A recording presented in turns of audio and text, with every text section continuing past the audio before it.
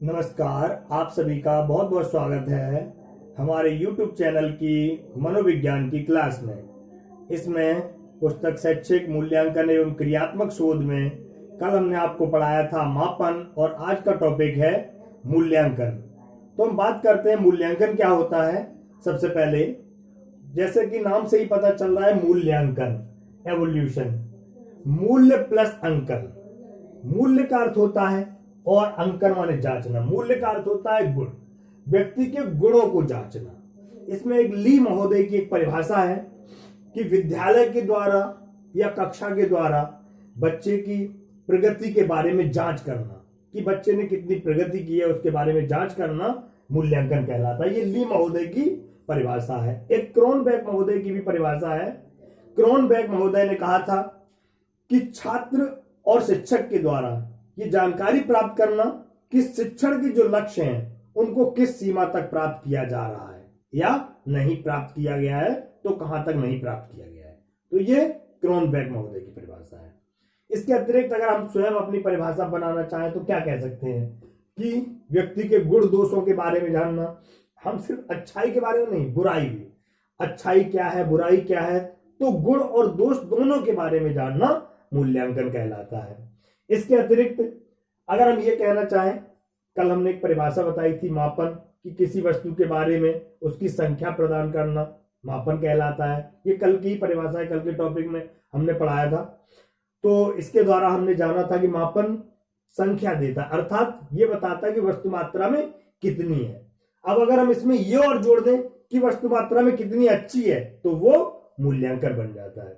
तो इस तरीके से परिभाषा हमारी बनती है कि मापन सिर्फ ये बताता है कि वस्तु मात्रा में कितनी है और मूल्यांकन ये बताता है कि वस्तु मात्रा में कितनी अच्छी है। चलिए तो आगे बढ़ते हैं मूल्यांकन के सोपान या स्तर। हम मूल्यांकन कैसे करते हैं बच्चे का, इसके बारे में। तो सबसे पहले हम शैक्षिक उद्देश्यों का निर्धारण करते हैं। देखिए हमने लिखा है शैक्षिक उद्देश्यों का निर्धारण। मूल्यांकन तब तक नहीं कर सकते जब तक हम उद्देश्यों का निर्धारण नहीं करें कि कौन कौन से उद्देश्य हैं जिनका हमें मूल्यांकन करना है। फिर उनका चयन कीजिए कि वो मूल्यांकन के पक्ष कौन कौन से हैं, हमें किन पक्षों का मूल्यांकन करना है। वो ज्ञानात्मक पक्ष है, भावात्मक पक्ष है, क्रियात्मक पक्ष है, या जो भी हम जिस चीज का करना चाहते हैं। फिर उसका स्पष्टीकरण कर दीजिए कि इसका मूल्यांकन क्यों करना है। भाई मूल्यांकन करने का कोई कारण तो होना चाहिए, तो उसका स्पष्टीकरण करना भी बहुत आवश्यक है। नेक्स्ट पॉइंट आता है, देखिए इसमें हमने लिख भी दिया है कि ज्ञानात्मक, भावात्मक, क्रियात्मक। हम बच्चे के ज्ञानात्मक पक्ष का मूल्यांकन कर सकते हैं कि बच्चे को कितनी जानकारी हुई। बच्चे के भावात्मक पक्ष का मूल्यांकन कर सकते हैं कि बच्चे का भावात्मक का मतलब कि उसने उस चीज को कितनी गहराई से समझा, अपने अंदर से, हृदय की गहराइयों से समझा। क्रियात्मक का तात्पर्य होता है कि जो भी हमने पाठ्य वस्तु अपने उससे पढ़ाई है, वो ज्ञान उसने कितना लिया, कितना समझा, कितना जाना, और उसके पश्चात उसका कितना वो प्रयोग करना सीख पाया। तो ये हमारी पाठ्य वस्तु से संबंधित हो गया।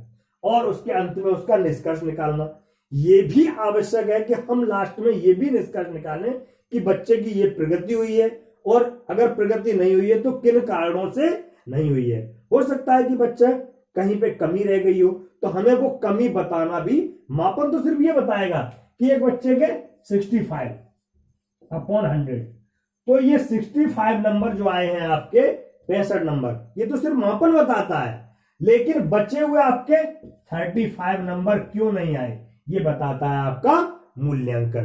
तो ये कमी को बताना और उसको कैसे दूर किया जाएगा ये भी आवश्यक है। इसके लिए कहलाता है निष्कर्ष निकालना, कि इसका अंत में निष्कर्ष निकालना भी बहुत आवश्यक है।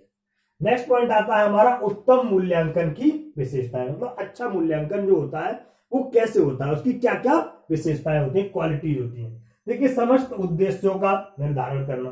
पहले हमें, अगर अच्छा मूल्यांकन है, अगर एक अच्छा टीचर है अच्छा मूल्यांकन करना चाहता है, उत्तम मूल्यांकन करना चाहता है, तो बच्चे के समस्त पहलुओं का, उसके ज्ञानात्मक पक्ष का, उसके भावात्मक पक्ष का, उसके क्रियात्मक पक्ष का, उसके सामाजिक पक्ष का, उसके व्यवहारिक पक्ष का, उसके सभी पक्षों का, उसके कौशलात्मक पक्ष का, हर पक्ष का मूल्यांकन करना जरूरी है। यही नहीं कि हमने सिर्फ बच्चे को कितनी जानकारी दी, आपने एक पेपर पेंसिल दे दिया, बच्चे ने रटा हुआ ज्ञान आपको वापस कर दिया। ये सिर्फ ज्ञानात्मक परीक्षण हुआ, उसका भावात्मक परीक्षण, क्रियात्मक परीक्षण, ये भी परीक्षण बहुत जरूरी है, उसके समस्त पक्षों का मूल्यांकन किया जा रहा है, तो वो एक अच्छा या उत्तम मूल्यांकन कहलाता है।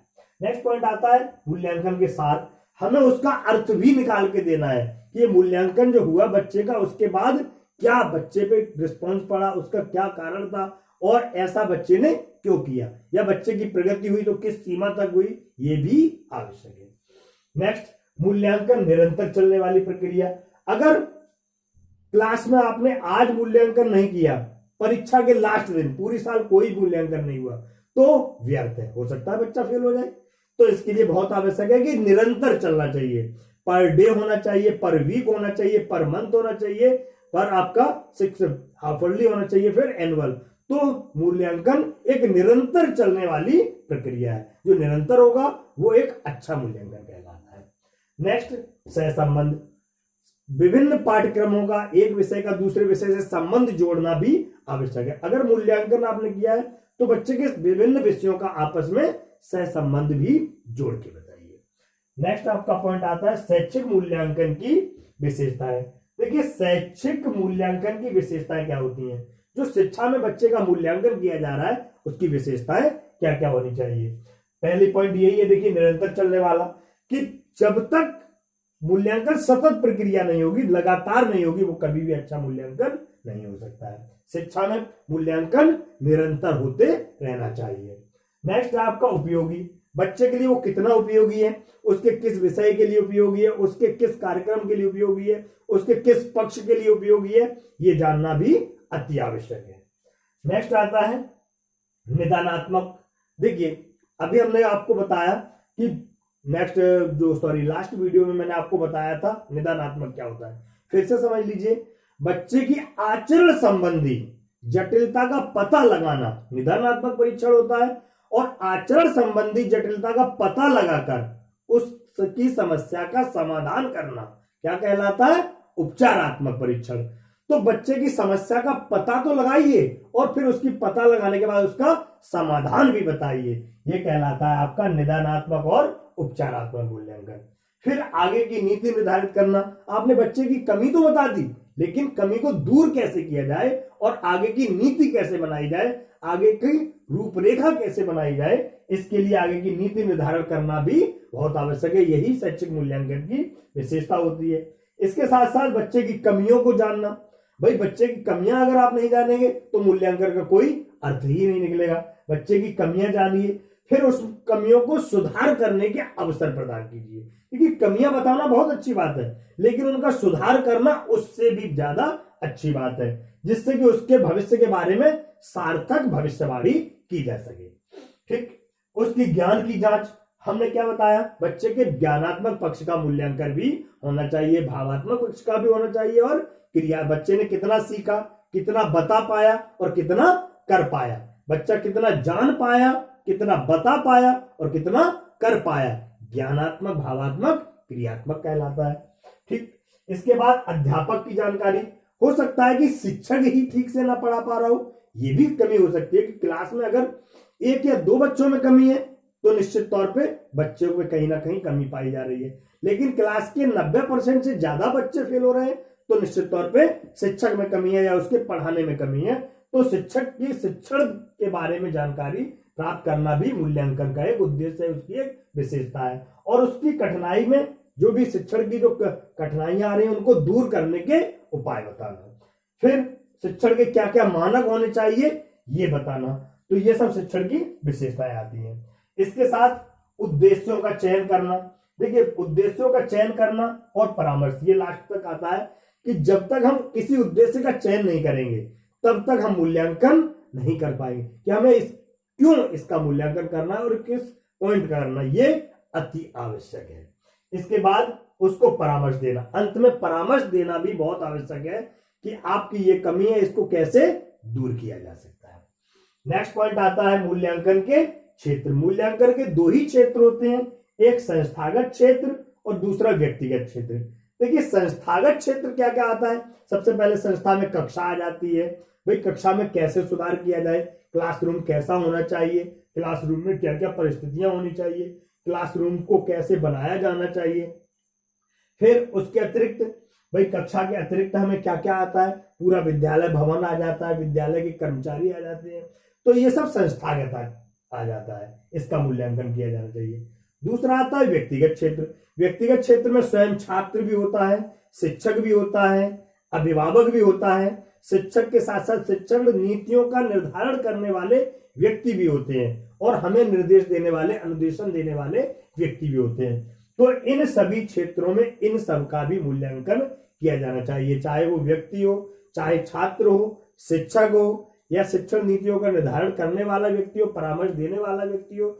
इनके सभी पक्षों में हम तीन ही बात लेते हैं, ज्ञानात्मक पक्ष का, भावात्मक पक्ष का और इसके साथ क्रियात्मक पक्ष का मूल्यांकन होना चाहिए।